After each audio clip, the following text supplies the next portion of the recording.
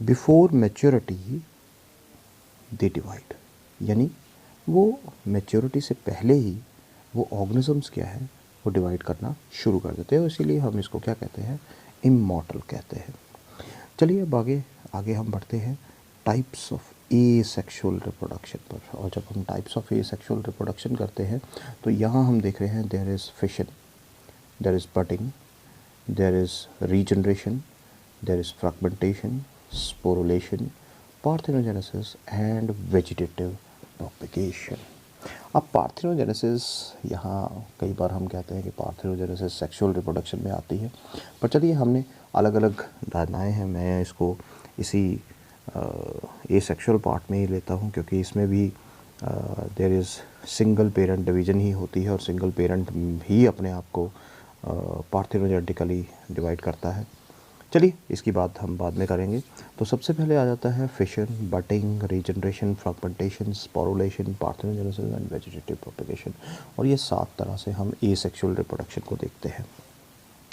चलिए सबसे पहले हम लेते हैं कि फिशन क्या है। और अगर फिशन की बात करें तो फिशन यहाँ पर एक बहुत ही सिंपल मैकेनिज़्म है, बहुत ही सिंपल मैकेनिज़्म, जहाँ पर एक इंडिविजुअल दो डॉटर इंडिविजुअल्स में डिवाइड हो जाता है, दो डॉटर इंडिविजुअल्स में डिवाइड हो जाता है और वो सिमिलर टू देयर पेरेंट्स ही होता है। तो ये भी एक ए सेक्सुअल रिप्रोडक्शन है, यानी हम एक चीज़ को अगर दो हिस्सों में काट देते हैं तो आप देखिए उसकी डेथ भी नहीं हुई और वो दो इंडिविजुअल्स में बट भी गया, है ना। हम एक एक छोटा सा एक एग्जांपल लेते हैं, एक लकड़ी का टुकड़ा लेते हैं और उसको इस तरह से दो हिस्सों में काट देते हैं तो वो एक के दो बन जाते हैं। और जब वो दो बन जाते हैं तो हम कहते हैं देखिए ये छोटी छोटी लकड़ियों के एक टुकड़े बन गए, तो उसी लकड़ी के टुकड़ों से हम काम चलाते हैं। तो इसी तरह से division of parent cell into two similar and equal size daughter cells is known as fission. अब फिशन जो है, यहाँ कुछ चीज़ें आपको जानना बहुत ज़रूरी है। ऐसा मैं क्यों कह रहा हूँ, क्योंकि फिशन में अलग अलग तरह की फिशन है, आप देख रहे हैं there is binary fission, there is multiple fission, there is plasmotomy. लेकिन हम अब सबसे पहले बात करते हैं कि फिशन का एक बेसिक फंडा क्या है। देखिए फिशन का एक बेसिक फंडा क्या है कि यहाँ पर जब भी कोई इंडिविजुअल डिवाइड करेगा तो उसकी दो हिस्से डिवाइड होते हैं, एक उसका न्यूक्लियस और दूसरा उसका साइटोप्लाज्म, है ना। दो चीज़ें उसकी डिवाइड हो रही हैं, एक न्यूक्लियस और साइटोप्लाज्म। अब सबसे इम्पोर्टेंट चीज़ है कि इनकी डिवीज़न क्या कहलाती है। जब हम न्यूक्लियस की डिवीज़न लेते हैं तो देखिए न्यूक्लियस की डिवीज़न को हम क्या कहते हैं, it is known as karyokinesis. Nucleus की डिवीज़न को हम क्या कहते हैं, कैरियोकाइनेसिस। और साइटोप्लाज्म की डिवीज़न को हम क्या कहते हैं, इट इज़ साइटोकाइनेसिस। हम इसे क्या कहते हैं, साइटोकाइनेसिस। अब सबसे इम्पोर्टेंट चीज़ है कि कैरियोकाइनेसिस कब होती है और साइटोकाइनेसिस कब होती है फिशन में।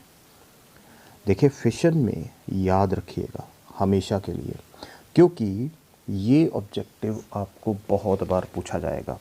बहुत बार क्यों पूछा जाएगा, क्योंकि अगर आप नीट के एग्ज़ाम्स देखें, पुराने नीट के एग्ज़ाम्स देखें या बाकी मैं एग्ज़ाम पेपर देखता रहता हूँ, तो ये क्वेश्चन बहुत बार ही आता है और ये कंफ्यूज कर देता है, क्योंकि इसकी जो लैंग्वेज है बड़ी पर्टिकुलर होती है। और पर्टिकुलर कैसे, अगर हम बात करते हैं कि लिखा जाता है कि karyokinesis is followed by cytokinesis, cytokinesis is followed by karyokinesis और karyokinesis takes place along with the cytokinesis।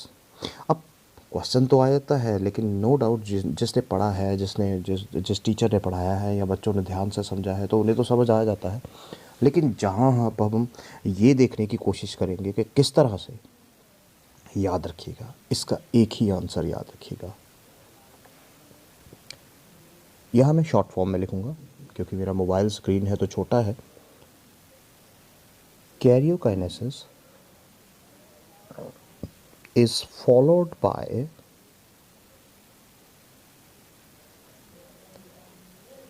Cytokinesis. ये याद रखिएगा, karyokinesis is always followed by cytokinesis. हालांकि एक एग्जांपल है जो बाद में मैं दूंगा, वो कि जहाँ साइटोकाइनेसिस पहले होती है और न्यूक्लियर डिवीजन जो है वो बाद में होती है। क्योंकि हम समय से ही बात करेंगे, मैं ज़रूर क्योंकि हम चाहते हैं कि हम अपने टॉपिक पर टिके रहें, टॉपिक से बाहर ना चले जाए। चलिए, यहाँ तक अगर आपको समझ आ गया है तो let us move forward tomorrow from this very topic. Binary fission से हम कल स्टार्ट करेंगे। तो आई होप आपको ये पूरी तरह से समझ आया होगा, अच्छी तरह से आपने समझा होगा।